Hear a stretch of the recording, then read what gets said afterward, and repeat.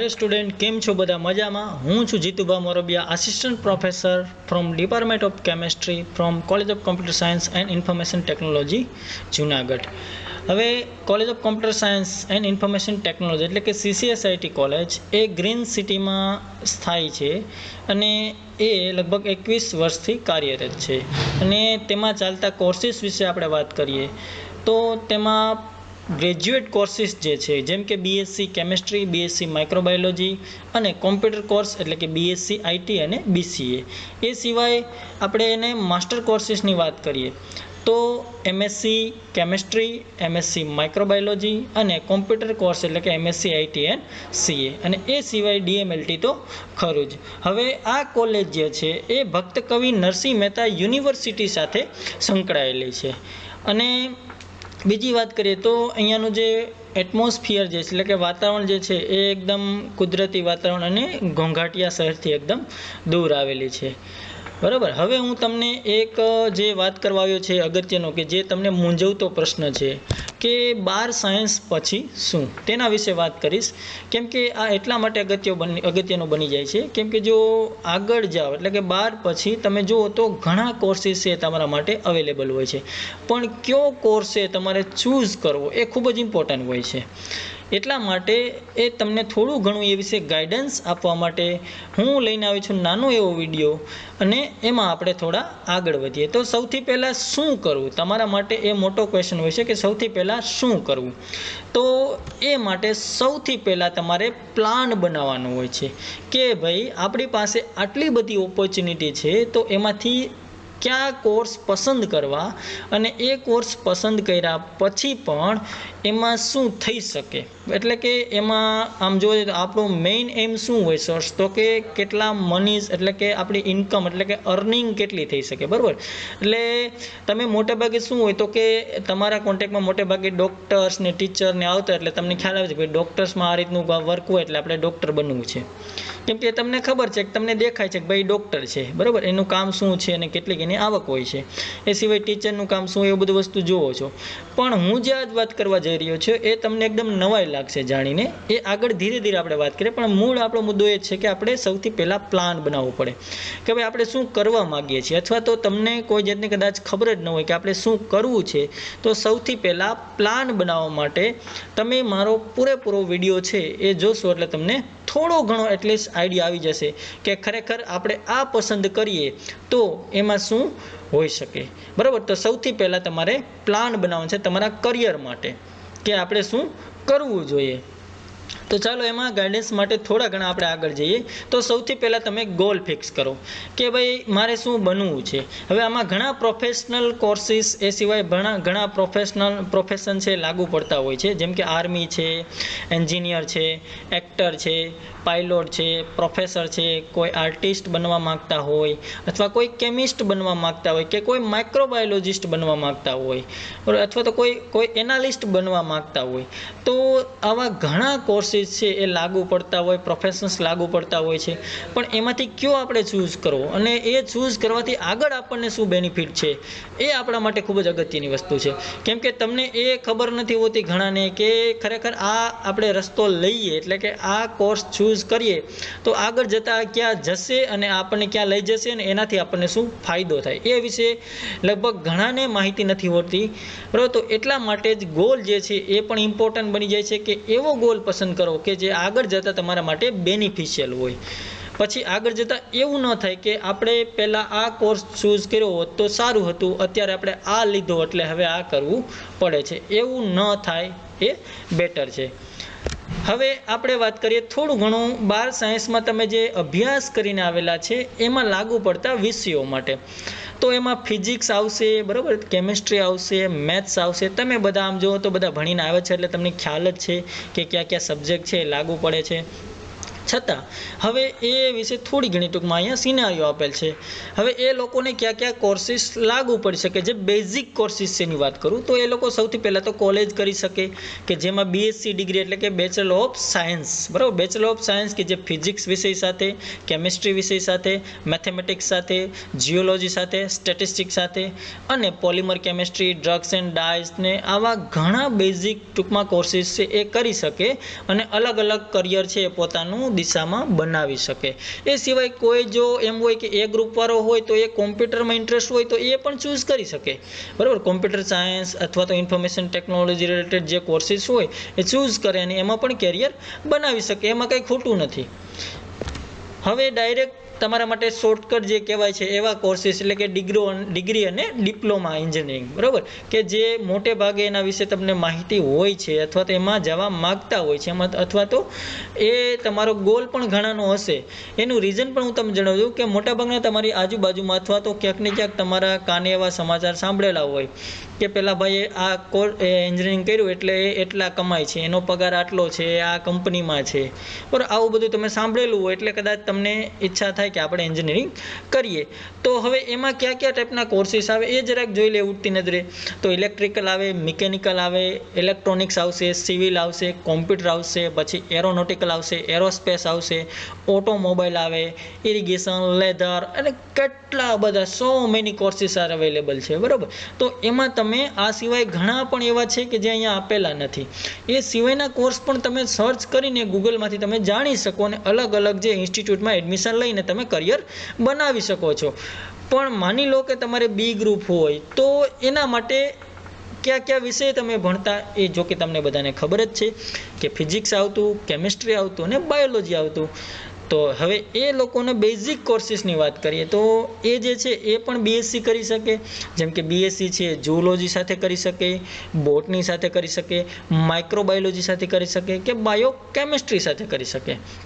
અને એ સિવાય એગ્રીમાં લાગુ પડતા કોર્સિસ જેમ કે હોર્ટિકલ્ચર છે, ફિશરીઝ છે, તો આવા બધા કોર્સિસ તો ખરા જ. એ સિવાય ન્યુટ્રિયન્ટ રિલેટિવ વાત કરીએ તો એપ્લાઇડ ન્યુટ્રિયન્ટ છે, પછી હેલ્થ ઇન્ફોર્મેશન એડમિનિસ્ટ્રેટર છે, પછી જીનેટિક્સમાં કોઈની ઈચ્છા હોય તો આવા ઘણા કોર્સિસ જે છે એ બી ગ્રુપવાળાને લાગુ પડતા હોય છે અને એ લોકો એમાં એડમિશન લઈને કરિયર બનાવતા હોય છે. જો તમારે કોઈને આમાંથી ઈચ્છા હોય તો તમે પણ આ રીતે સર્ચ કરી અને અલગ અલગ ઇન્સ્ટિટ્યૂટમાં એડમિશન લઈ અને તમે એમાં પોતાનું કરિયર છે એ બનાવી શકો, બરાબર, બી ગ્રુપવાળા માટે.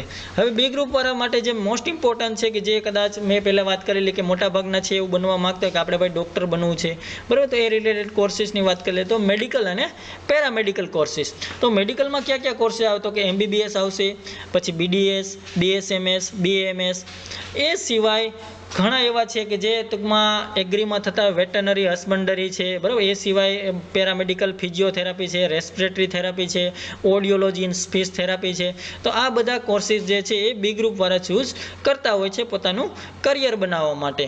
પણ આ એટલા માટે ચૂઝ કરવાનું રીઝન હોય છે કે મોટાભાગે આની સાથે બધા કોન્ટેક્ટમાં આવેલા. તમે ક્યાંક ને ક્યાંક ટૂંકમાં થોડી ઘણી માંદગી હોય તો હોસ્પિટલે ગયેલા હોય, જેથી કરીને તમને ખ્યાલ આવે કે ખરેખર ડૉક્ટર જે છે એનું કામ કઈ રીતનું હોય છે ને કેટલા કમાય છે, બરાબર. પણ આપણે જે મેઇન વાત કરવાની છે હું ધીરે ધીરે ત્યાં લઈ જઈ રહ્યો છું. એ સિવાય બીજા જે મેડિકલ લાઇનના કોર્સિસ જે છે આપણે પેરામેડિકલ જેને કહીએ છીએ, બરાબર, જેમ કે નર્સિંગ છે, ફાર્મસી છે, પછી ઓપ્ટિશિયન છે, વેક્સિનેટર છે, રેડિયોગ્રાફર છે. તો આ બધા કોર્સિસ છે એ તો ખરા જ કે જે બી ગ્રુપવાળાને લાગુ પડતા હોય છે અને એ લોકો આમાં કરિયર બનાવવા માગતા હોય એ પણ આમાં એડમિશન લઈ અને પછી આગળ છે સ્ટડી કરી અને પોતાનું કરિયર છે એ બનાવી શકતા હોય છે. એ સિવાય હવે આપણે મેઇન વાત કરીએ તો આ જે કોલેજ છે એટલે કે CCIT કોલેજમાં ચાલતા કોર્સિસ વિશે. હવે અત્યાર સુધીનો જે આપણે સિનારીઓ જોઈએ એ કંઈક એવો હતો કે એ અને બી ગ્રુપવાળા કયા કયા કોર્સિસ છે એ કરી શકે, બરાબર. હવે આપણે મેઇન વાત કરીએ કે જો આપણે BSc કરીએ, જેમ કે અહીંયા BScમાં કયા કયા કોર્સિસ અવેલેબલ છે તો કે BSc કેમિસ્ટ્રી અવેલેબલ છે, BSc માઇક્રોબાયોલોજી અવેલેબલ છે અને BSc IT અવેલેબલ છે. પછી એના માસ્ટર કોર્સિસ પણ છે, MSc અને ટૂંકમાં કેમેસ્ટ્રી અને એમએસસી માઇક્રોબાયોલોજી અને એમએસસી આઈટી એન્ડ સીએ. અને એ ઉપરાંત ડીએમએલટી એટલે કે જે આપણે ડિપ્લોમા કોર્સિસ લેબ ટેકનિશિયનનો કરાવવામાં આવે છે એ પણ અહીંયા આપણે અવેલેબલ છે. તો આ જે સીસીએસઆઈટીમાં ચાલતા કોર્સિસ વિશે. હવે હું તમને વાત કરું કે બીએસસી શું કામે. તો બીએસસીમાં પહેલાં થોડા ઘણા કોર્સ એટલે કે જે કેરિયર છે એની આપણે આમાં વાત કરશું. એ સિવાય એમાં શું શું ભણવાનું આવે છે એ આપણે વાત કરશું. અને થોડી ઘણી આપણે કમ્પેરિઝન કરશું કે જે લોકો કેમિકલ એન્જિનિયરિંગ છે ચૂઝ કરવા માગતા હોય એ અને બીએસસી કેમેસ્ટ્રીના સ્ટુડન્ટ વચ્ચે બંને વચ્ચે ડિફરન્સ શું છે એ આપણે બંને વચ્ચે કમ્પેરિઝન કરીને ક્લિયર કરશું કે ખરેખર કયો કોર્સ તમારા માટે બેનિફિશિયલ છે. તો સૌથી પહેલાં તો કેમેસ્ટ્રી શું છે લગભગ બધા છે જાણીને આવ્યા જ છે, કેમ કે કેમેસ્ટ્રી તમે ભણ્યા હોય તો એની ડેફિનેશન તો તમને એટલે કે એની વ્યાખ્યા તો આવડતી જ હોય છે. તો જસ્ટ કેમેસ્ટ્રી એટલે બીજું કંઈ નથી પણ એ જે રાસાયણિક ફેરફાર થાય, જે બે રાસાયણિક ક્રિયાઓ થાય એમાં જે અણુઓ અને પરમાણુમાં જે કંઈ એની અંદર ફેરફાર થાય એને જો સ્ટડી કરાવતો હોય, એમાં અભ્યાસ કરતી એવી એક શાખા છે, વિજ્ઞાનની એવી એક શાખા છે કે જેને આપણે કેમેસ્ટ્રી કહેશું, એટલે કે રસાયણ વિજ્ઞાન કહેશું. એટલે શોર્ટમાં જો કહેવા જઈએ તો એ બોન્ડિંગ એટલે જે કેમિકલ ઇન્ટરેક્શન છે એને જ આપણે ટૂંકમાં સ્ટડી કરવા માટેની જે બ્રાન્ચ જે છે, જે શાખા છે વિજ્ઞાનની, એને આપણે કહેશું રસાયણ વિજ્ઞાન. પછી એના આગળ જતાં ઘણા ફાટા પડતા હોય છે, જેમ કે એનાલિટિકલ છે, ઓર્ગેનિક છે, ઇનઓર્ગેનિક છે, ફિઝિકલ છે, બાયોકેમિસ્ટ્રી છે. એ ધીરે ધીરે તમે કેમેસ્ટ્રી સાથે વર્ક કરો એટલે તમને ધીરે ધીરે બધા આઈડિયા આવતા જાય કે ખરેખર કેમેસ્ટ્રી શું છે અને એમાં કેટલી બ્રાન્ચ આવે છે. બરાબર. તો કેમેસ્ટ્રી એટલે શું તમને મે બી કદાચ ખ્યાલ આવી જ ગયો છે. હવે આપણે અહીંથી આગળ ચાલીએ તો ગ્રુપ એ અને ગ્રુપ બી. તો જે લોકો સીસીએસઆઈટીમાં એડમિશન લે એ લોકોને ગ્રુપ એ હોય તો કયા સબ્જેક્ટ આવે અને ગ્રુપ બી હોય તો કયા સબ્જેક્ટ આવે. એટલે ગ્રુપ એ હોય તો એ લોકોને કેમેસ્ટ્રી, ફિઝિક્સ અને મેથેમેટિક્સ, એ સિવાય એક ઇંગ્લિશ જે છે કમ્પલસરી એફવાય અને એસવાય સુધી આવે, ટીવાયમાં ઇંગ્લિશ આવતું નથી. પછી ગ્રુપ બીમાં વાત કરીએ તો કેમેસ્ટ્રી, માઇક્રોબાયોલોજી, બાયોટેકનોલોજી અને અહીંયા પણ ઇંગ્લિશ તો ખરું જ, પણ એ પણ અહીંયા એસવાય સુધી જ સીમિત છે. એસવાય પછી જે તમે મેઇન સબ્જેક્ટ ચૂઝ કરતા હોય, દાખલા તરીકે કોઈને કેમેસ્ટ્રી રાખવું હોય તો એ કેમેસ્ટ્રી ચૂઝ કરે તો જ્યારે એ ટીવાયમાં આવે ત્યારે એને 3 પેપર કેમેસ્ટ્રીના આવતા હોય, ઇંગ્લિશનું એક પણ પેપર આવશે નહીં. એ 3 પેપર 501, 502 અને 503 આવતા હોય છે.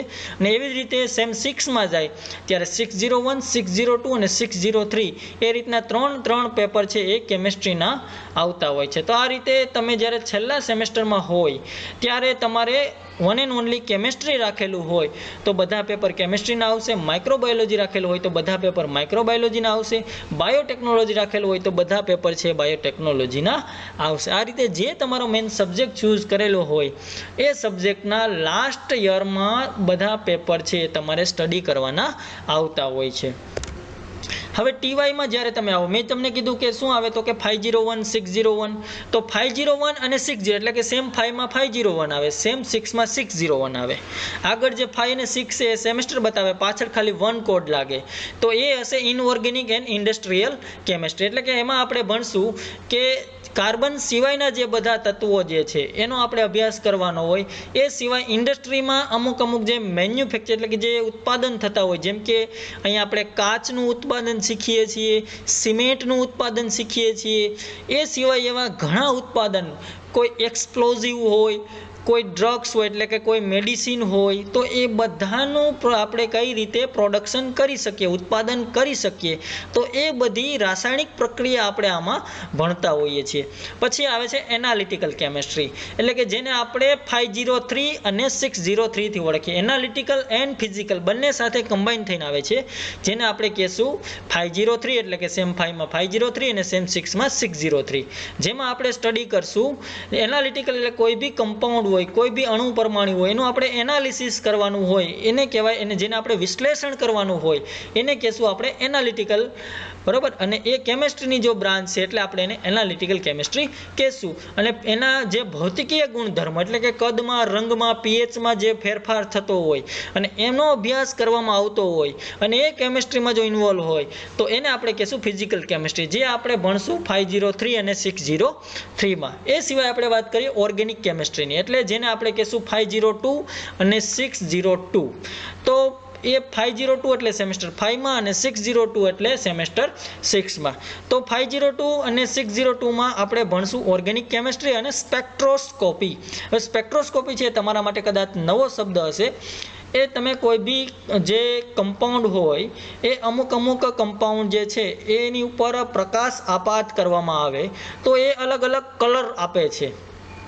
જેમ કે બાજુમાં પ્રિઝમ આપેલો છે, તમને ખબર છે પ્રકાશ છે 7 રંગોનો બનેલો છે, તો એને પ્રિઝમમાંથી પાસ કરતા જે રીતે જાનીવાલા પીનાલા દેખાય છે એ જ રીતે દરેક કમ્પાઉન્ડનો કંઈક અલગ પોતાની લાક્ષણિકતા હોય છે અને એના આધારે આપણે કમ્પાઉન્ડ એટલે કે પરમાણુ જે હશે એનું સ્ટ્રક્ચર આપણે એમાં ડિટેક્ટ કરતા હોય છે, આપણે મેળવતા હોય છે કે ખરેખર આનું બંધારણ કેવું છે. એ બંધારણ આપણે અહીંયા શોધશું, બરાબર, આપણે નક્કી કરશું. એ આપણે સ્પેક્ટ્રોસ્કોપીની મદદથી શીખશું. ભાઈ કોઈ બી તમને અનનોન એટલે કે જે તમારા માટે જાણીતો જ નથી એવો કોઈ બી અણુ પરમાણુ તમને આપી દેવામાં આવે તો તમે કઈ રીતે ગોતી શકો કે આ કયો કમ્પાઉન્ડ છે. તો એના માટે તમારે સ્પેક્ટ્રોસ્કોપી છે જો તમને આવડતું હોય તો તમે ઇઝીલી કહી શકો કે ખરેખર આ કમ્પાઉન્ડ આપેલો જે છે એ આ છે, બરાબર. અને ઓર્ગેનિકમાં આપણે જે કાર્બન ટૂંકમાં જેમાં હશે ઇન્વોલ્વ થયેલો હશે એવા બધા જે કમ્પાઉન્ડ આવશે એનું આપણે ભણવામાં આવશે ઓર્ગેનિક કેમિસ્ટ્રીમાં. તો આ થઈ કેમિસ્ટ્રીના જે બેઝિક ટૂંકમાં પેપર્સ આવતા અથવા સિલેબસની કે જે આપણા BKNMU યુનિવર્સિટીમાં ભણાવાય છે. હવે આપણે વાત કરીએ કે શું કામે BSc કેમિસ્ટ્રી. તો BSc કેમિસ્ટ્રી એટલા માટે કે મેઇન 4 પોઈન્ટ છે. એક તો ગુડ પ્લેસમેન્ટ. મોટે ભાગે તમે જોશો કે ક્યાંય બી BSc કેમિસ્ટ્રીનો સ્ટુડન્ટ હશે એ ક્યાંય આટા મારતો નહીં હોય.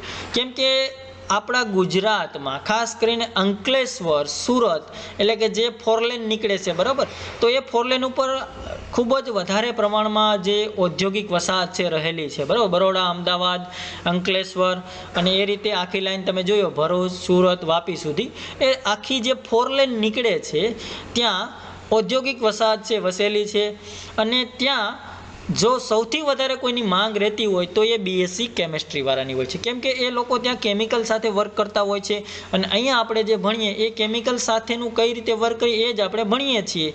તો તમે ઇઝીલી ત્યાં છે સેટ થઈ શકતા હોય છે. અને બીજી વાત કરીએ અને તે ઇન્ડસ્ટ્રી પણ એવી ઘણી બધી અવેલેબલ છે. હવે કોઈને ફાર્મા કંપનીમાં જવું હોય, કોઈને કલર બનાવવું હોય એમાં ઇન્ટરેસ્ટ હોય તો ડાઇઝ ઇન્ડસ્ટ્રીમાં જવું હોય, એ સિવાય કોઈને ગ્લાસ ઇન્ડસ્ટ્રીમાં જવું હોય, કોઈને સિમેન્ટ ઇન્ડસ્ટ્રીમાં જવું હોય, તો આવી ઘણી ઇન્ડસ્ટ્રી અવેલેબલ છે અને એના આધારે પણ તમે ટૂંકમાં પ્લેસમેન્ટ છે મેળવી શકતા હોય છે. પછી રિસર્ચ ઓપોર્ચ્યુનિટી છે એ પણ ખૂબ જ વધારે છે. કેમ કે સાયન્સ ફિલ્ડ રહ્યું એટલે રિસર્ચ છે સતત ને સતત એમાં થતું જ હોય છે. તો એવી પણ ઓપોર્ચ્યુનિટી ખૂબ જ વધારે હોવાને લીધે તમે જો કોઈને રિસર્ચમાં ઇન્ટરેસ્ટ હોય, કોઈને કંઈ નવી ડ્રગ્સ મળે, જેમ કે અત્યારે COVID-19 છે, કોરોના છે, એની પરિસ્થિતિમાં અત્યારે એની ડ્રગ્સ ટૂંકમાં સ્પેસિફિક કહી શકાય એવી કોઈ ડ્રગ્સ અવેલેબલ નથી. જો તમને એવું હોય કે મારે એ ડ્રગ્સ ફાઇન્ડ કરવી બનાવી છે તો તમે કેમિસ્ટ્રીમાં છે કરિયર બનાવી એટલે કેમિસ્ટ્રીમાં BSc અને MSc કરીને તમારી જાતે છે એવો કમ્પાઉન્ડ છે તમે બનાવી શકતા હોય છે. પછી એ સિવાય તમારે કોઈને હાયર સ્ટડીમાં જવું એટલે કે કોઈને PhD કરવું હોય, કોઈને પોસ્ટડોક કરવું હોય તો એ લોકો પણ BSc કેમિસ્ટ્રીમાં ઇઝીલી જે આગળ હાયર સ્ટડી માટે જતા હોય છે. અને એમાં તો ગવર્મેન્ટ પણ તમને અલગ છે ફેલોશિપ આપતી હોય છે. એનું પછી આપણે આગળ વાત કરશું. અત્યારે કેમિસ્ટ્રી શું કામ તો એના મેઇન 4 પોઈન્ટ આપણે સમજ્યા. હવે આપણે થોડી ઘણી કમ્પેરિઝન કરી લઈએ કેમિસ્ટ્રી અને કેમિકલ એન્જિનિયરિંગની. તો હકીકતમાં બંને રસ્તા છે એ 12th સાયન્સ પછી અલગ પડતા હોય છે, બરાબર. અને પછી આગળ જતાં ઇન્ડસ્ટ્રીમાં એક સાથે ભળી જતા હોય છે. ઇન્ડસ્ટ્રીમાં બંનેની વેકેન્સી અલગ હોય છે. બંનેનું કામ જે કરવાની પદ્ધતિ હોય, જે પ્રોસિજર કરવા જે ફોલો કરવાની એ બંને અલગ હોય પણ બંને હોય છે એક જ કેમિકલ ઇન્ડસ્ટ્રીમાં, બરાબર. એટલે ખાલી બેની જે સ્ટડી કરવાનો જે પાથ છે એ અલગ પડે અને એને આધારે પછીનું કામનું ડિસ્ટ્રીબ્યુશન છે એ થતું હોય છે. તો જોઈએ કે બંને વચ્ચે ખરેખર શું ડિફરન્સ એવો છે. તો સૌથી પહેલાં કેમિસ્ટ્રી જે છે એમાં શું કરતા હોય તો એ તમે ભણીને આવ્યા છો કે કેમિસ્ટ્રીમાં તમને શું ભણાવવામાં આવે છે. તો અત્યાર સુધી તમે લગભગ જે ભણ્યા હશો એ બધા રિએક્શન જેમ કે કોઈ સબસ્ટન્સ હોય, કોઈ મોલેક્યુલ હોય, બરાબર, એ બંને વચ્ચે કઈ રીતે રિએક્શન થાય છે અને નાના સ્કેલ ઉપર આપણે જોતા હોય, બરાબર, ટેસ્ટ ટ્યુબમાં જોતા હોય છે. અને આ રીતે કેમિસ્ટ્રી વાળો છે વર્ક કરતો, જેમ કે બાજુમાં ઇમેજ આપેલ છે તો એ ટેસ્ટ ટ્યુબમાં વર્ક કરે છે અને એને આધારે કોઈ નવો સબસ્ટન્સ બનાવે છે, પોતાના નોલેજનો ઉપયોગ કરીને બરાબર કંઈક રિસર્ચ કરીને કંઈક નવો જ મોલેક્યુલ છે બનાવી શકતો હોય છે કેમિસ્ટ્રીવાળો. તો કેમિકલ એન્જિનિયરિંગ બીજી બાજુ જોવા જઈએ તો કેમિકલ એન્જિનિયરિંગ છે એનું ફોકસ કેની ઉપર હોય છે તો કે જે કેમિસ્ટ સબસ્ટન્સ એટલે કે કમ્પાઉન્ડ નવો બનાવ્યો છે એ કમ્પાઉન્ડનું મેન્યુફેક્ચર, એ કમ્પાઉન્ડનું ટર્ન લેવલે મેન્યુફેક્ચર કઈ રીતે કરવું. ઇન શોર્ટ કે એને આપણે ટેસ્ટ ટ્યુબમાં જોતા હોય છે પણ એ લોકો એને મોટા રિએક્ટરમાં કઈ રીતે બનાવી શકાય, કઈ રીતે એવું આપણે ઇક્વિપમેન્ટ ડિઝાઇન કરીએ, કઈ રીતે એવું રિએક્ટર ડિઝાઇન કરીએ કે જે ટેસ્ટ ટ્યુબમાં રિએક્શન થાય છે એ જ રિએક્શન આ રિએક્ટરમાં થાય. તો એ જે ડિઝાઇનિંગ આખો પાથ છે બરાબર, જે આખું ડિઝાઇનિંગ મેથડ છે એ કોણ કરે તો કે કેમિકલ એન્જિનિયરિંગ કરે. કે જે આ ભાઈ કેમિસ્ટે બનાવેલું છે, જે મોલેક્યુલ ડિઝાઇન કરેલો છે એને ટર્ન લેવલે કઈ રીતે આપણે મેન્યુફેક્ચર કરી શકીએ. ઇન શોર્ટ કે મશીનરી કઈ રીતે ડિઝાઇન કરવી, રિએક્ટર કઈ રીતે ડિઝાઇન કરવા કે જેમાં કેમિકલ છે ઇઝીલી મેન્યુફેક્ચર થઈ શકતો હોય. તો આ બંને વચ્ચે આટલો ડિફરન્સ છે અને એને આધારે તમે જોવા જાઓ તો ફરીથી એકવાર આપણે શોર્ટમાં ડેફિનેશન જોઈ લઈએ કે બે વચ્ચે શું ડિફરન્સ છે. તો કે આપણે એમ કહી શકીએ કે જે કેમિસ્ટ્રીવાળો જે છે એનું ફોકસ મોલેક્યુલ ડિઝાઇન કરવા માટે હોય છે, ન્યૂ મોલેક્યુલ ડિઝાઇન. અને ડિઝાઇન કરવા માટે ઓબ્વિયસલી સ્મોલ સ્કેલની જરૂર પડે, કેમ કે ડાયરેક્ટ તમે ટર્ન લેવલે બનાવવા જાઓ અને ડાયરેક્ટ ન બને તો વેસ્ટ જાય ને, ખોટું ટૂંકમાં કંપની જે હોય એને ખર્ચો વધારેનો કોસ્ટ લાગે. તો એવું ન થાય એટલે ગ્રામ લેવલે એ લોકો વર્ક કરતા હોય છે, એટલે મોટે ભાગે સ્મોલ સ્કેલ ઉપર વર્ક હોય છે અને એનો ફોકસ હોય છે ન્યૂ મોલેક્યુલ ડિઝાઇન અથવા સિન્થેસાઇઝ કરવાનો. તો સામેની બાજુ જોવા જઈએ તો કેમિકલ એન્જિનિયર જે છે એને એ જે મોલેક્યુલ બનાવેલો જે છે એને બનાવવા માટે, ટર્ન લેવલે બનાવવા માટે કેવા કેવા ઇક્વિપમેન્ટની જરૂર પડે અથવા તો લાર્જ સ્કેલ ઉપર કઈ રીતે એને મેન્યુફેક્ચર કરી શકાય, તો એ કામ જે છે એ કેમિકલ એન્જિનિયર કરશે. એટલે બંનેના કામ જે છે એના સિલેબસના આધારે, એટલે કે જે લોકો ભણીને આવે છે એના આધારે એનું અલગ અલગ ડિસ્ટ્રીબ્યુશન થયેલું હોય છે. તો હવે આપણે એ પણ જોઈ લઈએ કે ક્યાં ક્યાં લોકો ભણતા હોય છે. તો આપણે બેઝિક સિનારીઓ એટલે ઓવરઓલ સિનારીઓ જોઈ લઈએ તો કેમિસ્ટ્રી જે બેચલર કોર્સિસ જે છે એ બેચલર કોર્સિસવાળા મોટે ભાગે જનરલ કેમિસ્ટ્રી ભણતા હોય છે, ઓર્ગેનિક કેમિસ્ટ્રી ભણતા હોય છે, ઇનઓર્ગેનિક કેમિસ્ટ્રી ભણતા હોય, બાયોકેમિસ્ટ્રી ભણતા હોય ને મેથ્સ ભણતા હોય છે. સામે છેડે જોવા જઈએ તો કેમિકલ એન્જિનિયરનો જે સ્ટુડન્ટ છે એ પોતે કોર્સમાં શું શું ભણતો હોય છે તો કે મેથ્સ ભણતો હોય છે, કોમ્પ્યુટર સાયન્સ ભણતો હોય છે, એન્જિનિયરિંગ ભણતો હોય છે, ફ્લુઇડ ડાયનેમિક્સ ભણતો હશે. એ સાથે એક મોસ્ટ ઇમ્પોર્ટન્ટ જે છે એ છે ઇક્વિપમેન્ટ ડિઝાઇન. હા, ઇક્વિપમેન્ટ ડિઝાઇન. તમે ઘણા જે ટૂંકમાં ડિગ્રી ને ડિપ્લોમા કરતા સ્ટુડન્ટની પાછળ કાળા કલરનું જે આપણે પેપર હોય બરાબર, પ્રોજેક્ટ પેપર, એ પાછળ લઈને જતા જોયા હશે.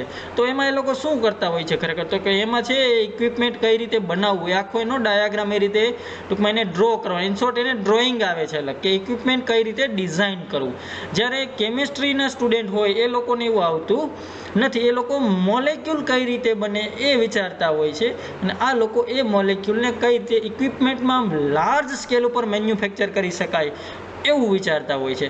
અને એના આધારે સ્કિલ પણ જેનામાં ડેવલપ થાય એ પણ અલગ અલગ હોઈ શકે. તો એ પણ જોઈ લઈએ જરાક. જો કેમિસ્ટ્રીવાળા સ્ટુડન્ટ જે છે એ શું શું કરી શકે, એનામાં કેવી સ્કિલ આવે. બીએસસી પૂરું કરે કેમિસ્ટ્રી અથવા એમએસસી કેમિસ્ટ્રી પૂરું કરે તો એનામાં કેવી કેવી સ્કિલ જે છે એ જનરેટ થાય અથવા તો એ પોતે ક્યાંથી મેળવે છે બરાબર, સિલેબસમાંથી કે જે ભણતા હોય એમાંથી. તો એ શું બનાવશે તો કે એ જે મેઝરમેન્ટ કરતા હોય કોઈ બી સબસ્ટન્સ હોય, કેમિકલ એલિમેન્ટ્સ હોય, એ એક્યુરેટ જે છે એ બનાવી શકતા હોય છે. એક્યુરેટ મેઝરમેન્ટ એની પાસે હોય છે કે આટલા ગ્રામ આટલા ટૂંકમાં મિલીગ્રામની જરૂર પડશે તો આટલા મિલીગ્રામ આ કમ્પાઉન્ડ બની શકે એવું એની પાસે ટૂંકમાં હોય છે બરાબર. એક્યુરેટ છે એ એક્યુરેસી એનામાં આવી જતી હોય છે એ રીતે, કેમ કે પ્રેક્ટિકલ વર્ક હોય છે, પ્રેક્ટિકલ વર્કમાં મોટે ભાગે છે સિન્થેસિસ કરવાનું આવતું હોય છે એટલા માટે. પછી બીજી સ્કિલ જોવા જઈએ તો બીએસસી કેમિસ્ટ્રી એમએસસી કેમિસ્ટ્રીવાળા માટે તો એ જે ડેટા હોય કોઈ બી કમ્પાઉન્ડ જે છે અનનોન હોય શરૂઆતમાં, એ ડેટા કઈ રીતે એનું એનાલાઇઝ કરી અને એના આધારે ઇન્ટરપ્રેટ કરે, એટલે ડિસાઇડ કરે કે ભાઈ કમ્પાઉન્ડ જે બન્યો છે એ કયો કમ્પાઉન્ડ છે ખરેખર. તો એ આખું એનાલિસિસ એને કરતા આવડી જાય અને એનાલિસિસ ઉપરથી એ ડેટા જે છે એ ઇન્ટરપ્રેટ કરી, એટલે કેમિસ્ટ્રીમાં જે તમે રિએક્શન કર્યું છે એમાં કયો કમ્પાઉન્ડ બન્યો છે ઇન્ટરપ્રેટ કરતા એને આવડી જાય. પછી બીજા અમુક કેમિકલ ઇન્સ્ટ્રુમેન્ટ છે, પછી લેબોરેટરી ઇક્વિપમેન્ટ જે છે અને બેઝિક જે ટેકનિક જે છે એ બધી એને યુઝ કરતા આવડી જતી હોય છે. પછી એ ટૂંકમાં જે એક આખી જર્નલ જે છે ને મેન્ટેન કરતો હોય છે. પોતે જે બીએસસીમાં સ્ટાર્ટ કરે ત્યાંથી એમએસસી પૂરું કરે ને ત્યાં સુધીમાં એની પાસે દર સેમેસ્ટરમાં જર્નલ હોય છે. જર્નલ એટલે કે લેબમાં જઈને એને શું કામ કરે છે એનું એક્ઝેક્ટ નોટબુકમાં એ નોટ કરતા હોય છે, એને જર્નલ કહેવામાં આવે છે. તો એ પણ મેન્ટેન રાખતા હોય છે કે ભાઈ આજે શું કામ કર્યું, આજે કયું કામ કર્યું, કઈ રીતના આપણને રિઝલ્ટ મળ્યા, બરાબર, એવી રીતનું, ક્યાં રિઝલ્ટ આપણને ન મળ્યા. એટલે એવું બધું જે છે એ જર્નલ દ્વારા એ સતત ને સતત નોટબુક છે એ ટૂંકમાં આખું કમ્પ્લીટ કરી રાખતું હોય છે લેબ દરમિયાન. પછી એ સિવાય અમુક જે સેફ્ટી પ્રોસિજર છે, મોસ્ટ ઇમ્પોર્ટન્ટ જે છે એ સેફ્ટી પ્રોસિજર, કેમ કે આપણે કેમિકલ સાથે ડીલ કરતા હોય તો સેફ્ટી છે ઇમ્પોર્ટન્ટ બની જતી હોય છે. તો એ સેફ્ટી પ્રોસિજર અથવા તો સેફ્ટી જે બધા રૂલ્સ છે એને કમ્પ્લીટલી ટૂંકમાં આવડતા હોય છે, અથવા તો ખ્યાલ હોય છે કે ભાઈ આ કેમિકલ જે છે એ એનું આ પ્રકારની ઇફેક્ટ છે, આ હેઝાર્ડસ છે, આપણા માટે નુકસાનકારક છે, આ કાર્સિનોજેનિક છે એટલે કે કેન્સરકારક છે, એવા બધા જે એને ટૂંકમાં ક્રાઇટેરિયા ખબર હોય છે કોઈ બી કેમિકલ વિશેના. એટલે સેફ્ટી પ્રોસિજર છે એ કમ્પ્લીટલી એના વિશે જાણીતી હોય છે, એને ખબર જ હોય છે દરેક કમ્પાઉન્ડ માટે. હવે સામેની બાજુ જોવા જઈએ તો કેમિકલ એન્જિનિયરિંગવાળા પાસે શું સ્કિલ આવે છે, એ આખું એન્જિનિયરિંગ છે એ પૂરું કરે, BE અને ME અથવા તો BA પૂરું કે ME ગમે તે, પણ એન્જિનિયરિંગ કેમિકલ એન્જિનિયરિંગ કરે ત્યાં સુધીમાં એની પાસે કયા કયા સ્કિલ છે ડેવલપ થતા હોય છે. તો એની પાસે એડવાન્સ લેવલનું મેથ્સ આવી, જેથી કરીને એ લોકોને ખ્યાલ આવે કે ભાઈ આટલી લંબાઈ હોય તો એમાં એટલા મિલીગ્રામ અથવા એટલા ટન છે એ સમાઈ શકે, અથવા આટલી જાડાઈ હોય તો એમાં એટલું કેમિકલ ભરી શકાય. એવા મેથ્સ લેવલના ટૂંકમાં જે આખા કેલ્ક્યુલેશનની જરૂર પડતી હોય એ એડવાન્સ લેવલની મેથ્સની એને ટૂંકમાં ભણાવવામાં આવતા હોવાથી એ પણ સારી એવી સ્કિલ હોય છે કેલ્ક્યુલેશનની. પછી એને સાયન્સ પણ બેઝિક આવડતું હોય છે. પછી કેમિસ્ટ્રીનું નોલેજ પણ એની પાસે હોય છે ખરું 100%. અને પછી આઈટી સ્કિલ્સ પણ એમાં એકાદ બે સબ્જેક્ટ આવતા હોવાથી, કોમ્પ્યુટર સાયન્સ આવતું હોવાથી ખાસ એ લોકોને આઈટી સ્કિલ પણ હોય છે. પછી ઓર્ગેનાઇઝેશન સ્કિલ ખૂબ જ સારી હોય છે. કોઈ બી ટૂંકમાં વસ્તુ ગોઠવવી હોય તો એ લોકો ખૂબ જ સારી રીતે ગોઠવી શકતા હોય છે કે ભાઈ આ વસ્તુ જે છે અને અહીંયા ગોઠવીએ તો એનું કામ અહીંયા ગોઠવેલ છે એના કરતાં અહીંયા સારું આપશે. એ રીતની જે ઓર્ગેનાઇઝેશન સ્કિલ જે છે ગોઠવણીની, એ એનામાં ખૂબ જ સારી હોય છે. પછી એ શું કરી શકે છે, કઈ પોસ્ટ ઉપર મોટે ભાગે જે એ સારી રીતે જે પોતાનું કામ છે કરી શકતા હોય, તો એ જે પ્રોજેક્ટ મેનેજર તરીકે અથવા તો લીડરશિપ જે એબિલિટી એનામાં ખૂબ જ સારી જોવા મળતી હોય છે. તો એને આધારે એ ટૂંકમાં એના પોસ્ટ છે એ ઇન્ડસ્ટ્રીમાં મળતી હોય છે. પછી એ સિવાય જોવા જઈએ તો એ જે એનામાં જે સમજ આવેલી હોય સાયન્સ વિશેની, બરાબર, અથવા એને જે કોમર્શિયલ એપ્લિકેશન છે એ પણ ખૂબ જ સારી રીતે સમજી શકતા હોય છે કે ભાઈ જો આપણે આટલા ટનનું રિએક્ટર બનાવીએ તો આને હીટ કરવા માટે વધારે એનર્જીની જરૂર પડશે. વધારે એનર્જી એટલે ટૂંકમાં એનર્જીનો થોડો ઘણો વ્યય થઈ શકે, તો એટલે એ વ્યય ન થાય તો એને બચાવવા માટે એના કરતાં થોડું નાનું રિએક્ટર ડિઝાઇન કરે. તો આવી રીતે જે કોમર્શિયલ એપ્લિકેશન અથવા તો એ સાયન્સની જેનાથી ફાયદો થતો હોય એવી સારી એવી અન્ડરસ્ટેન્ડિંગ એનામાં હોય છે. પ્લસ એ મેથ્સ સાથેના જે બધા ટૂંકમાં પ્રિન્સિપલ, મેથ્સ અને એ સિવાય એન્જિનિયરિંગના જે પ્રિન્સિપલ છે બંને કમ્બાઇન કરવાની એનામાં કેપેસિટી ખૂબ જ સારી હોય છે. તો આ રીતે જોવા જઈએ તો બંને પોતપોતાની પોઝિશન ઉપર લગભગ ટૂંકમાં સારામાં સારી સ્કિલ છે એ ધરાવતા થઈ જાય છે, જ્યાં સુધીમાં એ ટૂંકમાં બેચલર ડિગ્રી છે બંનેમાં કમ્પ્લીટ કરે ત્યાં સુધીમાં. પછી ભલે એ BSc કેમિસ્ટ્રી હોય કે પછી BE હોય ઇન કેમિકલ એન્જિનિયરિંગ, બરાબર, અથવા તો MSc કેમિસ્ટ્રી હોય પછી ભલે ME હોય, બરાબર, ઇન કેમિકલ એન્જિનિયરિંગ.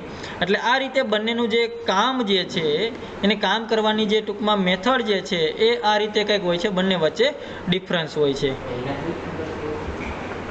અને થોડી ઘણી ઇમેજના આધારે તમે જોઈ શકો કે જેથી કરીને થોડો ઘણો જે આઈડિયા ટૂંકમાં જો તમને ક્લિક ન થતો હોય તો ઇમેજની મદદથી તમને ક્લિયર થઈ જશે. જો બાજુમાં તમે જુઓ તો કેમિસ્ટ્રી જે છે એ વન એન્ડ ઓનલી ટૂંકમાં ગ્રામ લેવલે વર્ક કરતો હોય એવું દેખાય છે, અને કેમિકલ એન્જિનિયરિંગ છે એ બાજુમાં તમે જોઈ શકો કે રિએક્ટર મોટા મોટા છે. એટલે મેન્યુફેક્ચર ટન લેવલે કઈ રીતે કરવું તે રિએક્ટર ડિઝાઇન કરવા, પછી અમુક જે આપણે કીધા સાયન્સના પ્રિન્સિપલ એને પણ બેઝિક રીતે ઉપયોગ કરીને આમાં એનું એપ્લાઇડ કરતા એને આવડતું હોય છે. પછી નીચે ઇમેજ છે એમાં પણ થોડું ઘણું જોઈ શકાય કે ભાઈ કેમિસ્ટ્રી લખેલું છે પણ એની બાજુમાં આપણે જે અલગ અલગ સ્ટ્રક્ચર બનાવેલા છે, બરાબર, એટલે કે ત્યાં કંઈક ને કંઈક કેમિકલ અથવા મોલેક્યુલ જે બનાવેલા છે એની સાથે ડીલ કરવાનું થતું હોય. જ્યારે કેમિકલ એન્જિનિયર છે તો અહીંયા બાજુમાં તમે જોશો કે રિએક્ટર જે ટૂંકમાં બીકરમાંથી સીધું કોનિકલ ફ્લાસ્કમાંથી સીધો ક્યાં જાય છે તો કે સીધું જ એ રિએક્ટરમાં જાય છે અને ચીમની વાટે કેમિકલ એન્જિનિયરિંગ છે એ બહાર નીકળે એવું દેખાય છે. પણ હકીકતમાં એ તમે વિચારો તો શું બતાવવા માગે છે તો કે એ બતાવવા માગે છે કે જે અહીંયા કોનિકલ ફ્લાસ્ક લેવલે વર્ક કર્યું ને સેમ વર્ક એ જ છે, પણ એ લોકોએ ટર્ન લેવલે કરી જાણે છે. બરાબર, આટલો જ ડિફરન્સ બંનેમાં હોય છે. બરાબર, એક જે છે એ આ રીતે વર્ક કરતો હોય છે, બીજો હોય છે આ રીતે વર્ક કરતો હોય છે. હવે આપણે વાત કરીએ કે કેમેસ્ટ્રી જો રાખેલું હોય તો એમાં કરિયર શું એટલે કેમાં તમે કરિયર બનાવી શકો, જે મોસ્ટ ઇમ્પોર્ટન્ટ ક્વેશ્ચન છે તમારા માટે.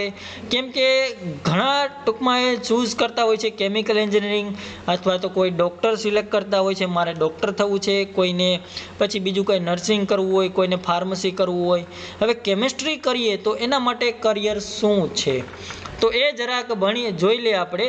તો કેમિકલ જે છે એ એજ્યુકેશન સેક્ટરમાં પણ જઈ શકે, જેમ કે કોઈ પ્રોફેસર બનવું હોય તો એ પણ બની શકે, ટીચર બનવું હોય તો એ પણ બની શકે, લેબોરેટરી ઇન્સ્ટ્રક્ટર બનવું હોય તો એ પણ બની શકે, અને સેફ્ટી ડિસ્પોઝલ બનવું હોય ઓફિસર તો એ પણ બની શકે. પછી સ્પેશિયલાઇઝ જોવા જઈએ તો એના માટે પણ ઘણા કોર્સિસ છે. ફોરેન્સિક છે, બ્લડ કેમિસ્ટ્રી છે, મોલેક્યુલર સ્પેક્ટ્રોસ્કોપી છે અને એન્વાયરમેન્ટલ કેમિસ્ટ્રી છે. પછી રિસર્ચ એન્ડ ડેવલપમેન્ટમાં એટલે કોઈ રિસર્ચમાં ઇન્ટરેસ્ટ હોય તો એ પણ જઈ શકે, જેમ કે ઇન્ડસ્ટ્રીયલ પોઝિશન, ઇન્ડસ્ટ્રીમાં પણ R&D ડિપાર્ટમેન્ટ હોય છે તો ત્યાં પણ જઈ શકે as a scientist, junior scientist, senior scientist તરીકે. પછી ગવર્મેન્ટ જે લેબોરેટરીઝ આવેલી છે એમાં પણ જઈ શકે, અને એકેડેમિક ઇન્સ્ટિટ્યુશન જે છે જેમ કે IIT ને એ બધી જે છે તો એમાં પણ તમે જઈ શકો. તો આ બંને જે ટૂંકમાં બધા કોર્સિસ જે છે એનો શોર્ટ સિનારીઓ તમે જરાક જોઈ લો એટલે તમને મગજમાં આવી જાય કે ખરેખર કેમેસ્ટ્રીમાં કેટલા બધા સોર્સ અથવા કેટલા બધા કોર્સિસ, કેટલી બધી લાઈન અવેલેબલ છે. તમારે જેમાં કરિયર બનાવવું એ તમે ઇઝીલી ચૂઝ કરી શકો, આટલી બધી ઓપોર્ચ્યુનિટી તમને મળે છે. એટલે એ સિવાય લેબોરેટરી ટેકનિકમાં જવા માગતા હોય, કોઈ પ્રોફેશનલ બીજા કોઈ કોર્સિસ કરવા માગતા હોય, કોઈ ઇન્ડસ્ટ્રીમાં જવા માગતા હોય તો આવા ઘણા કોર્સિસ જે છે એ કેમેસ્ટ્રી BSc કર્યા પછી લાગુ પડતા હોય છે, અથવા તો કોઈ તમે MSc એટલે કે માસ્ટર ડિગ્રી કર્યા પછી લાગુ પડતા હોય છે. તો આ થઈ શોર્ટ સિનારીઓ છે કેમેસ્ટ્રીમાં કેરિયરનો. હવે આપણે જઈએ હાયર સ્ટડી માટે. કદાચ કોઈને કેમેસ્ટ્રી છે એ કરીને ઇન્ડસ્ટ્રીમાં ન જવા, જેટલી આગળ મેં આપેલી એ બધી ઇન્ડસ્ટ્રીમાં ન જવું હોય અને એના કરતાં વધારે જો કોઈ ભણવાની ઈચ્છા હોય કે મારે ભાઈ એના કરતાં હજી વધારે હાયર સ્ટડીમાં જવું છે તો એના માટે પણ સ્કોપ છે જ. કેમ કે આગળ આપણે થોડી એવી વાત કરેલી તો એ લોકો MSc કરી શકે. સ્પેશિયલાઇઝેશન અહીંયા કેમેસ્ટ્રીમાં પાછી જે બ્રાન્ચ પડતી હતી એ બ્રાન્ચમાં સ્પેશિયલાઇઝેશન કરી શકે, જેમ કે MSc ઓર્ગેનિક કેમેસ્ટ્રી હોય, MSc એનાલિટિકલ કેમેસ્ટ્રી હોય, MSc ફિઝિકલ કેમેસ્ટ્રી હોય, પછી ડ્રગ્સ કેમેસ્ટ્રી હોય અથવા તો ફાર્માસ્યુટિકલ કેમેસ્ટ્રી હોય, અને એ સિવાય તમે MBA પણ કરી શકો. કોઈને BSc કરી અને બિઝનેસ કરવાની ઈચ્છા હોય તો MBA પણ કરી શકો, અથવા તો કોમ્પ્યુટરમાં જવાની ઈચ્છા જાગે ફરીથી પાછી તો એ MCA પણ ડાયરેક્ટ BSc કરીને પછી કરી શકતા હોય છે. પણ એના માટેની જસ્ટ એને એક એન્ટ્રન્સ પાસ કરવાની આવતી હોય છે. એ પાસ થઈ જાય એટલે તમને MBA અને MCમાં એડમિશન છે, MCAમાં એડમિશન મળી જતું હોય છે.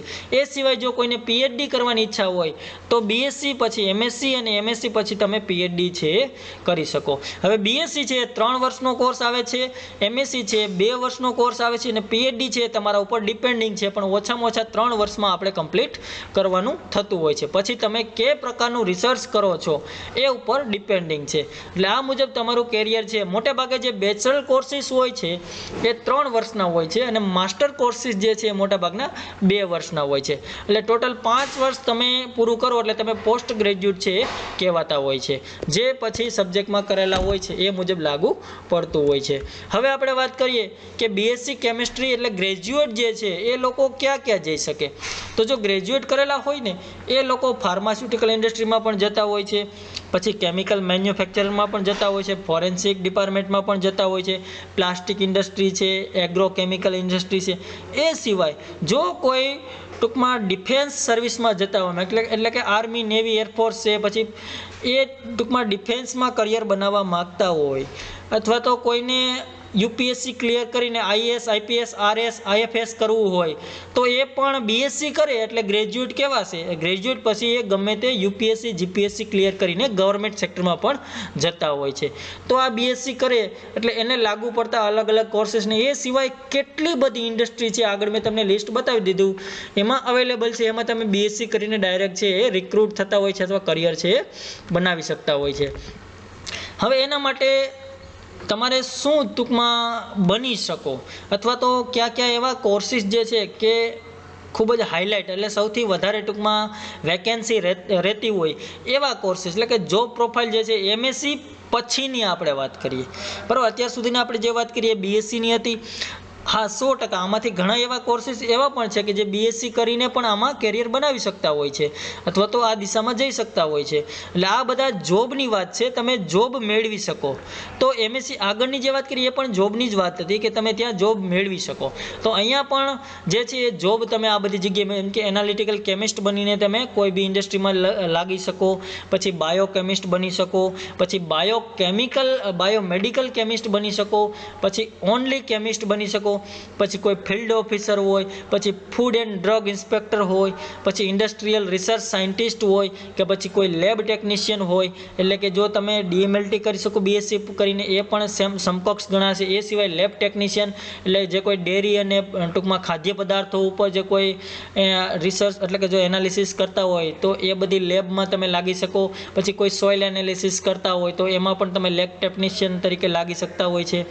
પછી મટીરિયલ ટેકનોલોજીસ્ટ એટલે કે તમારે મટીરિયલ છે એને ચેક કરવાનું થતું હોય છે કે ભાઈ એની પ્યુરિટી અને ક્વોન્ટિટી છે કેવી છે. પછી પ્રોડક્શન કેમિસ્ટ એટલે કે જે કોઈ બી રિએક્શન ચાલતું હોય તો એમાં પ્રોડક્ટ છે કેટલા પર્સન્ટેજ મળે છે તો એ બધું એનાલિસિસ. પછી પ્રોફેસર એટલે કે education department, quality controller, scientist, statistician, એટલે આ બધા કોર્સીસ જે છે એટલે કે આ બધા છે એ જોબ પ્રોફાઇલ છે. આમાં બધી જગ્યાએ તમે જોબ મેળવી શકો જો તમે એમએસસી કરેલું હોય તોની વાત કરો, બરાબર. હવે અહીંથી આગળ વધીએ તો અમુક કોમ્પિટિટિવ એક્ઝામ જે છે એ પણ તમે ક્લિયર કરીને પોતાનું કરિયર છે હાયર સ્ટડી માટે આગળ અથવા તો ડાયરેક્ટ લેક્ચરર તરીકે પણ તમે ગવર્મેન્ટમાં જોઈન થઈ શકતા હોય છે. તો એના માટેની જે એક એક્ઝામ આવે છે કોમ્પિટિટિવ એક્ઝામ જેને કહેવાય છે CSIR નેટ, જે NT એટલે કે નેશનલ ટેસ્ટિંગ એજન્સી દ્વારા કન્ડક્ટ કરવામાં આવે છે અને વર્ષમાં લગભગ 2 વાર લેવામાં આવે છે. અને પણ એમાં એક ક્રાઇટેરિયા એ છે કે જો તમે જનરલ અથવા ઓબીસી કેટેગરીમાંથી હોય તો તમારે એમએસસીમાં એટલે કે માસ્ટર ડિગ્રીમાં ઓછામાં ઓછા 55% જોઈએ. હા, તમે ST SC અને PWD માંથી બિલોંગ્સ કરતા હોય તો તમારે 50% હોય તો પણ તમે આ ક્લિયર કરી શકો અથવા તો એક્ઝામ છે એટેમ્પ કરી શકતા હોય છે. હવે આ ક્લિયર કરવાથી એટલે કે નેટ જે છે આપવાથી અને ક્લિયર કરવાથી ફાયદા શું? તો એના માટેના ફાયદા એ છે કે તમારે જો PhD કરવું હોય તો તમને આગળ ફેલોશિપ મળતી હોય છે. એટલે કે PhDમાં પર મંથના તમને near about 28,000 to 35,000 per month વાત કરું છું, પર મંથ તમને PhD કરવા માટે 28,000 to 35,000 જેટલા પર મંથ એ તમે નેટ ક્લિયર કરેલું હોય તો તમને મળતા હોય છે. પણ એ તમે JRF ક્લિયર કરેલી હોય તો એમાં પાછી 2 કેટેગરી આવે. એક આવશે નેટ જેને કહેવાય ખાલી લેક્ચરશીપ અને બીજી આવે છે JRF માટે તમને ફેલોશિપ મળે. નેટ ખાલી તમે ટૂંકમાં લેક્ચરશીપ માટેની ક્લિયર કરેલી હોય તો તમે ઓલ ઇન્ડિયામાં ગમે તે જગ્યાએ આસિસ્ટન્ટ પ્રોફેસરની વેકેન્સી નીકળે તો તમે એપ્લાય કરી શકો અને એને એલિજિબલ ગણાવશો. હવે જે JRFની વાત કરું તો JRF માટે લગભગ જનરલ માટે 28 યર છે એ સુધી ટૂંકમાં લાગુ પડતું હોય પછી એ લોકો JRF છે એ ન ક્લિયર કરી શકતા એટલે કે JRF એને ન મળતું હોય ફેલોશિપ. પણ જો OBC ST SC અને PWD હોય તો એને 5 વર્ષનું રિલેક્સેશન મળતું હોય એટલે કે 33 વર્ષ સુધી છે એ JRF આપી શકતા હોય છે.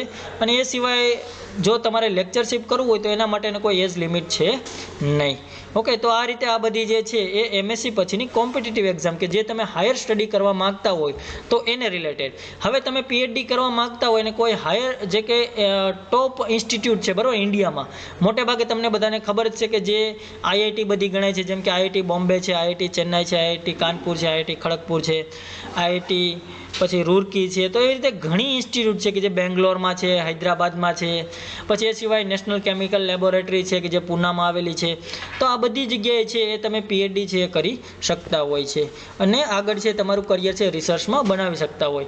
હવે હું વાત કરું ગવર્મેન્ટમાં, જો તમારે કોઈને એપ્લાય કરવાનું હોય તો ગવર્મેન્ટમાં તમે અલગ અલગ જે વેકેન્સી આવતી, જેમ કે UPSC ને GPSC જે એ બધે ટૂંકમાં દરેક સબ્જેક્ટ તમે રાખો, ભલે કેમિસ્ટ્રી હોય, ફિઝિક્સ હોય, મેથ્સ હોય, બાયોલોજી હોય કે પછી આર્ટ્સ કેમ ન હોય, તો દરેક કેન્ડિડેટ્સ કે જે કોલેજ પૂરી કરે એ લોકો UPSC અને GPSC આપી શકે. એના માટે કન્ડિશન એ જ છે કે ગ્રેજ્યુએટ હોવા જોઈએ. સબ્જેક્ટ પછી ભલે ગમે તે હોય. તો કેમિસ્ટ્રી વાળાને ઓબ્વિયસલી લાગુ પડવાનું છે ઓટોમેટિકલી, તો UPSC અને GPSC આપી શકે. અને એ સિવાય UPSC ને GPSC તમને ખબર જ હશે, UPSCમાં IAS, IPS, IFS બરાબર, એ બધા જે બધા ટૂંકમાં આપણે વાત કરીએ ઓફિસર છે એડમિનિસ્ટ્રેટિવ, એમાં તમને ટૂંકમાં રિક્રુટ થતું હોય છે. હવે ફોરેન્સિક રિક્રુટમેન્ટ વાત કરીએ તો ફોરેન્સિકમાં પણ તમને જોબ મળતી હોય છે. એ સિવાય ONGC, NTPC છે, જીઓ સાયન્ટિસ્ટ છે, તો એ બધી જગ્યાએ તમને ક્યાંક ને ક્યાંક છે ગવર્મેન્ટમાં કેમિસ્ટ્રી જે મેઇન સબ્જેક્ટ સાથે તમે એપ્લાય કરી શકો. એ સિવાય રેલવે છે, ડિફેન્સ છે અને બીજી એવી ઘણી ટૂંકમાં ગવર્મેન્ટ જોબ છે કે જેમાં તમે ઇઝીલી એપ્લાય કરી શકો વિથ કેમિસ્ટ્રી સબ્જેક્ટ. હવે આપણે પ્રાઇવેટ સેક્ટરની વાત કરીએ કે પ્રાઇવેટ સેક્ટરમાં જો MSc તમે ક્લિયર કરેલું હોય, એટલે MSc કમ્પ્લીટ કરેલું હોય, તો તમે શું કરી શકો, કઈ કઈ જગ્યાએ છે એપ્લાય કરી શકો, કઈ કઈ જગ્યાએ તમને જોબ મળી શકે. તો એના માટે એગ્રીકલ્ચર છે, રિસર્ચ, પછી બાયોટેકનોલોજી કોઈ કંપની હોય, કેમિકલ ઇન્ડસ્ટ્રી હોય અથવા કેમિકલ મેન્યુફેક્ચરિંગ કંપની હોય, અથવા એજ્યુકેશન સેક્ટર હોય, ફૂડ ઇન્ડસ્ટ્રી હોય, ફોરેન્સિક ક્રાઇમ બ્રાન્ચ હોય, હેલ્થ કેર પ્રોવાઈડર હોય, વેસ્ટ વોટર પ્લાન્ટ હોય, હેવી કેમિકલ ઇન્ડસ્ટ્રી હોય, એન્ડ સો મેની કેટલી બધી એવી ઇન્ડસ્ટ્રી આપેલી છે લિસ્ટ કે જેમાં દરેક જગ્યાએ તમે છે જોબ મેળવી શકો અને તમારું કરિયર છે એ બનાવી શકો. એટલે આ મુજબ છે તમે તમારો ગોલ છે સેટ કરી શકતા હોય છે. પછી કેમિકલ ઇન્ડસ્ટ્રીની અલગ અલગ કેટેગરી વાઇઝ જોવા જઈએ તો કેમિકલ ઇન્ડસ્ટ્રી છે એ અલગ અલગ કેટેગરીમાં, એમાં પછી ઓર્ગેનિક અને ઇનઓર્ગેનિક બેઝ કેમિકલ્સ આવશે. પછી કોઈ પેટ્રોકેમિકલ પર્ટિક્યુલર જવામાં, જેમ કે કોઈને ઘણાને રિલાયન્સમાં જવું હોય તો એ લોકો છે પેટ્રોકેમિકલ્સ લાગુ પડતું હોય, કોઈને પ્લાસ્ટિક ઇન્ડસ્ટ્રીમાં જવું હોય, કોઈને પેસ્ટિસાઇડમાં જવું હોય, કોઈને એગ્રોકેમિકલ્સમાં જવું હોય, કોઈને ફર્ટિલાઇઝર્સમાં જવું હોય, કોઈને ડ્રાય પિગમેન્ટમાં જવું હોય, કોઈને પેઇન્ટમાં જવું હોય, કોઈને સોપ, પરફ્યુમ અથવા ટોયલેટરીઝને જે બધા પ્રોડક્ટ આવે એમાં જવું હોય, અથવા કોઈને ફાર્માસ્યુટિકલ અથવા તો બીજી એ સિવાયની ઘણી ઇન્ડસ્ટ્રી છે કે જેમાં તમે જઈ શકતા હોય છે. તો કેટલી બધી આવી ઇન્ડસ્ટ્રી છે એ અવેલેબલ છે. હવે એ લોકો જે છે જોબ ઓપોર્ચ્યુનિટી કેવી, એટલે કે એ લોકોને જોબ જે છે કઈ રીતે મળતી હોય છે, તો એ લોકોને જોબ છે ઇઝીલી મળી જતી હોય. એનું રીઝન જે છે કે અહીંયા તમે જે ભણીને જાઓ છો BSc અને MScમાં, તો એમાં તમને અહીંયા સ્કિલ ડેવલપમેન્ટ રિલેટેડ સબ્જેક્ટ આવતા હોય છે. એટલે કેમિસ્ટ્રીમાં ત્યાં જઈને તમે શું કરવાના છો એ બધું અહીંયા BScમાં અને MScમાં ભણવાનું થતું હોય છે. એટલે જ્યારે બી તમે ઇન્ટરવ્યૂ ફેસ કરો તો ઇઝીલી ઇન્ટરવ્યૂ છે પાસ થઈ જતું હોય છે અને તમને ઇઝીલી છે જોબ મળી જતી હોય છે. તો એ રીતે જોવા જઈએ તો ફાર્મા જે છે નોલેજ, ફાર્મા રિલેટેડ નોલેજ અહીંથી પ્રોવાઈડ કરવામાં, એટલે કે BSc અને MScમાં આપવામાં આવે છે. એ સિવાય સ્કિલ બેઝ, એટલે કે મોટેભાગે લેબોરેટરી ઉપર, એટલે કે ખાસ કરીને આપણે સાયન્સમાં માનીએ છીએ કે કોઈ બી સિદ્ધાંત છે એ જ્યાં સુધી આપણે ટૂંકમાં પ્રૂવ ન કરીએ ત્યાં સુધી આપણે માનીએ નહીં. એટલે લેબમાં સૌથી વધારે આપણે કામ કરવાનું થતું હોય છે. એ સિવાય અહીંયા સેલરી પણ ખૂબ જ સારી મળતી હોય છે. એ લગભગ જે લોકો જોબ કરતા હોય બરાબર, જેમ કે કોઈ રિલાયન્સમાં હોય, એ સિવાય બીજી ઘણી ઇન્ડસ્ટ્રી છે એમાં લાગેલા હોય, તો એ લોકોને તમે જો સેલરી વિશે પૂછો તો તમને ખ્યાલ આવે કે ખરેખર એક ડૉક્ટરને એટલું નહીં કમાતું હોય એટલા આ લોકો છે કમાતા હોય છે. એમાંય તમારી જો માસ્ટરી હોય ઓર્ગેનિક કેમિસ્ટ્રીમાં, ખાસ કરીને તમને કોઈ બી રિએક્શન છે ડિઝાઇન કરતા આવડતું હોય તો તમે એક દિવસમાં ધારો એટલા પૈસા કમાઈ શકો. કેમ કે કોઈ બી ફાર્મા કંપની હોય એ નવો મોલેક્યુલ બનાવવા માગતી હોય અને રિએક્શન છે એ ન જતી હોય, એટલે કે આગળની પ્રોડક્ટ ન બનતી હોય, તો એ લોકો શું કરે તો કે જે આવા એક્સપર્ટ હોય ને એ લોકોને બોલાવે અને એક્સપર્ટ છે એ સેકન્ડ મુજબ એ લોકોના પૈસા લેતા હોય છે અને એ મુજબ એ પોતે અમુક મિનિટ અથવા અમુક કલાક કામ કરે અને આખું ડિઝાઇન કરી આપે કે ભાઈ તમે આ રીતે રિએક્શન કરો એટલે આ રિએક્શન થશે, અને એ જે ફાર્મા કંપની છે એને એના બદલામાં ખૂબ જ વધારે પ્રમાણમાં પૈસા આપતી હોય છે. તો આવી એક્સલન્ટ સેલરી, એટલે કે તમે ઘણી સારી માત્રામાં છે એ અર્નિંગ કરી શકતા હોય છે. અને એ સિવાય બીજી મેઇન રીઝન તો મેં તમને કહી જ દીધું કે ભાઈ ખૂબ જ વધારે પ્રમાણમાં ઔદ્યોગિક જે છે એટલે કે ઇન્ડસ્ટ્રી જે છે આપણે ગુજરાતમાં આવેલી છે, એટલે બીએસસી કેમેસ્ટ્રીવાળો છે મોટે ભાગે તમે ક્યાંય બી ઘરે બેસેલો નહીં જોશો, કેમ કે ઇન્ડસ્ટ્રી જેટલી અવેલેબલ છે તો ક્યાંક ને ક્યાંક છે લાગી જતા હોય છે. અને એ સિવાય ગવર્મેન્ટ સેક્ટરમાં તો ખરું જ. હવે ગવર્મેન્ટ સેક્ટર ને એટલે કે એમાં ક્યાં ક્યાં તમે લાગી શકો તો કે સ્ટેટ અથવા તો સેન્ટ્રલ ગવર્મેન્ટમાં, જેમ કે આગળ આપણે વાત કરી યુપીએસસી છે તો સ્ટેટ ગવર્મેન્ટમાં જીપીએસસી છે, પછી પબ્લિક સેક્ટર છે, પબ્લિક સેક્ટરમાં પણ લાગી શકો, પછી નેશનલ લેબ છે જેમ કે પીઆરએલ, એ સિવાય ડ્રગ ટેસ્ટિંગ જે છે, રિસર્ચ એટલે કે આરએનડી છે. આરએનડીમાં તમને ખબર છે, તમે ઘણી વાર ડીઆરડો, ઇસરો, પીઆરએલ એ બધું નામ સાંભળે છે બરાબર. ડીઆરડીઓ જે છે એ ખાસ કરીને આપણી એવી સંસ્થા જે છે, એવી ટૂંકમાં ઇન્ડિયન વાત કરી ઇન્સ્ટિટ્યૂટ કે જેમાં રિસર્ચ થઈ છે બરાબર, કે અલગ અલગ જે છે ડિફેન્સને રિલેટિવ કઈ રીતે આપણે કોઈ બી બીજી કન્ટ્રી છે આપણી ઉપર એટેક કરે અને એની સામે આપણે રક્ષણ કઈ રીતે મેળવવું, તો એ પ્રયાસ એટલે એ દિશામાં કંઈક સંશોધન સતત કરતી હોય છે ડીઆરડો. અને એમાં જે આગળ ટૂંકમાં કેમિકલ યુઝ થતા હોય તો એટલા માટે ડીઆરડીઓમાં કેમિસ્ટની પણ જરૂર પડતી હોય છે. એ સિવાય ઇસરોમાં પણ અલગ અલગ છે, તમને ખબર હોય કે રોકેટને અંતે ટૂંકમાં બીજા ઉપગ્રહને બનતા હોય છે તો એમાં પણ અલગ અલગ કેમિકલ રિએક્શન આવતા હોય છે, તો એ પણ તમે એમાં એપ્લાય કરીને ઇસરો અને પીઆરએલ અને ડીઆરડીઓમાં સાયન્ટિસ્ટ તરીકે પણ તમે જોબ મેળવી શકતા હોય, જો તમે કેમિસ્ટ્રી મેઇન સબ્જેક્ટ તરીકે રાખેલું હોય તોની વાત કરવામાં આવે છે.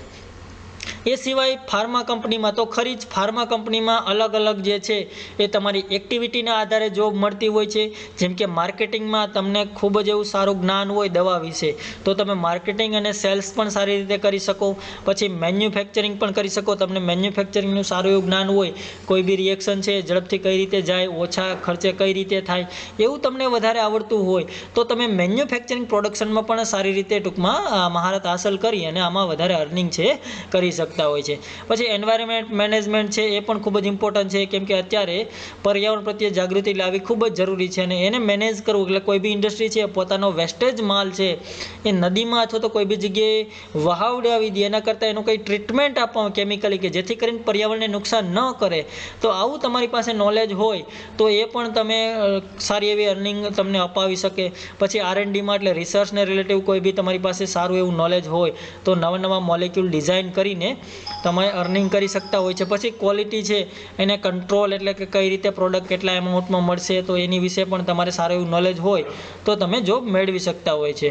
પછી આઈપીઆર એટલે કોઈ બી નવા ટૂંકમાં સંશોધન થતા હોય છે તો એમાં કોપીરાઇટ્સ ને ટ્રેડમાર્ક ને ઘણા શબ્દ તમે સાંભળેલા હશે, તો એમાં તમે સારું એવું મહારત હાંસલ હોય કે આ દેશમાં આ દવા શોધાણી છે પણ એનું અત્યાર સુધી હજી કોપીરાઇટ એટલે કે એની પેટર્ન થયેલી નથી, આપણે બનાવીએ તો ચાલે, તો એવું સર્ચિંગ કરીને અલગ અલગ મોલેક્યુલ બનાવી શકતા હોય તો એ પણ સારું એવું અર્નિંગ કરી શકે. પછી ક્લિનિકલ ટ્રાયલ્સ એટલે કોઈ બી દવા છે તમને ખબર છે માર્કેટમાં આવતા પહેલાં અલગ અલગ ટ્રાયલ્સમાંથી પાસ થતી હોય છે, તો એનું એવું સારું એવું નોલેજ હોય તમારી પાસે તો એમાં પણ સારું એવું અર્નિંગ છે તમે કરી શકતા. એ સિવાય ટેસ્ટિંગ લેબોરેટરી તો ખરી જ કે જે પ્રાઇવેટ સ્થાપવામાં આવે છે, જેમ કે કોઈ સોઇલનું એનાલિસિસ કરતા હોય, કોઈ બ્લડનું એનાલિસિસ કરતા હોય, કોઈ અલગ અલગ કોઈ ફૂડ હોય એનું એનાલિસિસ કરતા હોય, તો આવું ઘણી ટેસ્ટિંગ લેબોરેટરી જે છે કે જેમાં તમે ઇઝીલી છે એ કરિયર બનાવી શકે અને પોતાનો જોબ છે સેટ અને ગોલ સેટ કરી શકો.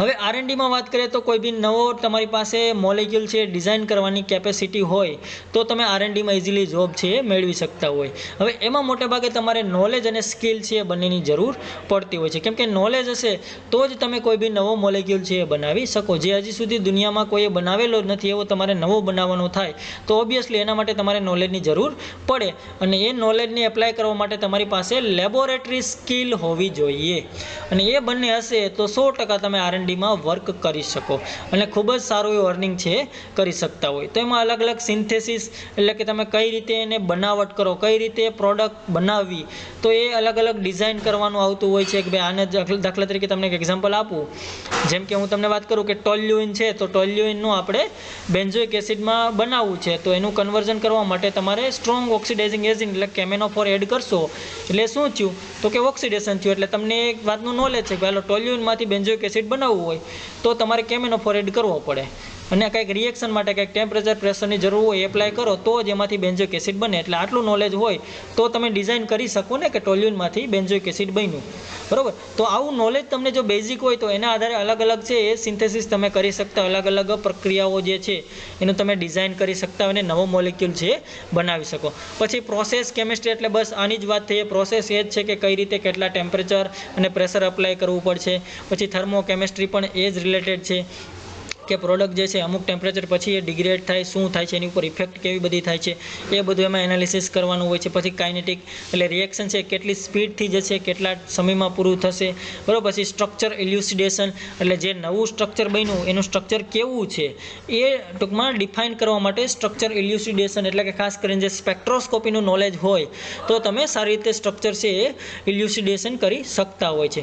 પછી પેટર્ન સર્ચ એટલે કે આઈપીઆરની જે આગળ મેં વાત કરી, કોઈ બી નવો મોલિક્યુલ કોઈ બીજા દેશવાળે બનાવેલું હોય તો એ તમે સર્ચ કરો એટલે પેટર્ન સર્ચ કરો અને એના આધારે તમે ઇન્ડિયામાં પણ એ મુજબનો મોલિક્યુલ છે બનાવી શકો. તો આ રીતે અલગ અલગ એનાલિટિકલ ટેકનિક છે, પછી એવી ઘણી મેથડ છે એ બધી તમે ડેવલપ કરી અને રિસર્ચ અથવા તો ડેવલપમેન્ટમાં સારું એવું અર્નિંગ છે એ કરી શકો. પછી ક્વોલિટી એસ્યુરન્સ અને રેગ્યુલેટરી. તો કોઈ બી કમ્પાઉન્ડ જે નવો બને છે તો કેટલા એમાઉન્ટમાં બને છે એટલે કે એના પર્સન્ટેજ કેટલા છે, 100% પ્રોડક્ટ બને છે, 98% બને છે, 95% બને કે માત્ર 2% પ્રોડક્ટ બને છે. તો એ જે ટૂંકમાં આપણને નિપજ મળે છે એની ટકાવારીને આધારે જે ટૂંકમાં આખું એનાલિસિસ કરવાનું હોય અથવા તો એ જેની ઉપર આખી નજર રાખતી જે એક બ્રાન્ચ જે ફાર્મા કંપનીમાં ખાસ કરીને એગ્રોકેમિકલમાં આવેલી હોય છે ઇન્ડસ્ટ્રીમાં, એને કહેવાય ક્વોલિટી એસ્યુરન્સ એન્ડ રેગ્યુલેટરી. તો એમાં એક અલગ બ્રાન્ચ જ હોય છે એટલે વેકેન્સી એમાં આવતી જ હોય છે સતત. તો એમાં પણ તમને સારું એવું નોલેજ હોય તો એમાં પણ તમે અલગ અલગ જે છે એ ગોલ સેટ કરી અને કરિયર બને છે. એમાં કઈ કઈ પ્રકારનું તમારે કામ કરવાનું થાય તો એમાં કોઈ ટૂંકમાં અલગ અલગ ડ્રગ્સ બનાવવાની હોય અથવા કોઈ કોસ્મેટિક હોય અથવા કોઈ એગ્રોકેમિકલ હોય, બરાબર. એ સિવાય તમારી જે આખી ક્વોલિટી સિસ્ટમ જે છે કઈ રીતની છે એટલે કે કયા પ્રકારની ક્વોલિટી યુઝ થાય છે એ પણ ખૂબ જ ઇમ્પોર્ટન્ટ છે. પછી જીએમપી એટલે કે ગુડ મેન્યુફેક્ચરિંગ પ્રેક્ટિસ હોય. તો આવા અલગ અલગ તમારા સ્કિલ બેઝ તમે ઇન્ડસ્ટ્રીમાં આવેલા ક્વોલિટી એસ્યુરન્સ અને રેગ્યુલેટરીમાં જોબ ઇઝીલી મેળવી શકતા હોય છે. હવે મેન્યુફેક્ચરિંગ એટલે કે પ્રોડક્શન, તો એ જે છે ખાસ કરીને એમાં પણ નોલેજ અને સ્કિલની જરૂર પડતી હોય છે.